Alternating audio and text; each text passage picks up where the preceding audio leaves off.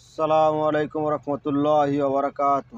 তো এখন আমি আপনাদের মাঝে চলে আসলাম অদম সুমন ইসলামিক কিছু কথা নিয়ে আমার ক্ষুদ্র জ্ঞানে। সেটা হচ্ছে আমাদের নবীজিকে বলা হয় হায়াতুন নবী, মানে জিন্দা নবী। জিন্দা নবী মানে এখনও জিন্দা আছে। আমাদের নবীজি মারা গেছে প্রায় 1500 বছর, তো এখনও নবীজি জিন্দা আছে, তাই হায়াতুন নবী বলা হয়। তো অবশ্যই আমাদের নবীজি হায়াতুন নবী, জিন্দা নবী। সেটার ব্যাখ্যা আমি কিছু দিয়া বুঝাই আপনাদেরকে। ইসলামিক হাদিস কোরআনের কিছু যে তর্জমা আছে আছে ওইগুলা দিয়া।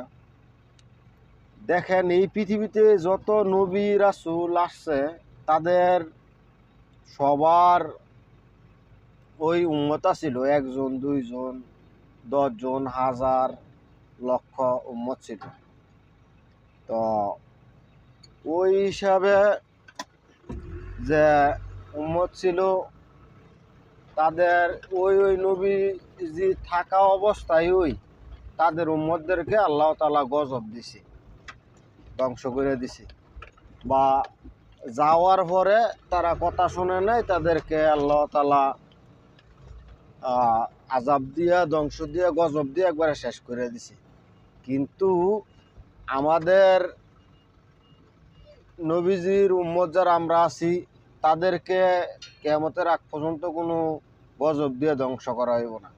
তো গজব দিয়ে ধ্বংস করা হইব না, এটাতে দেখেন কি বোঝায়, যে আমাদের নবীজিকে বলা আখিরে নবী এবং হায়াতুন নবী। তো আখিরি নবী, শেষ নবী, আর নবী আসবো না, আর নবী আসবো না, এবং এই নবী এই দুনিয়াতেই আছে।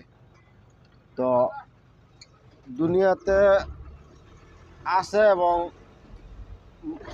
হায়াত মানে নবীজি জিন্দা আছে কবরে, তার কবরে। এই কারণে কিয়ামতের আগ পর্যন্ত আল্লাহ তাআলা বলছে যে আমি আর আযাব দিব না তোমাদেরকে। এই অর্থে বোঝা যায় যে না, আমাদের নবীজি জিন্দা, এখনো জিন্দা।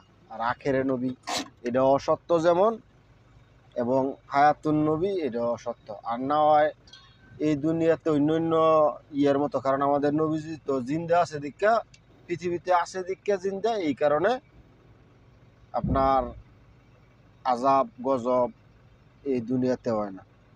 তো সর্বশেষ একটা কথাই বলতে চাই, আমাদের নবী আখিরি নবী এবং হায়াতুন নবী।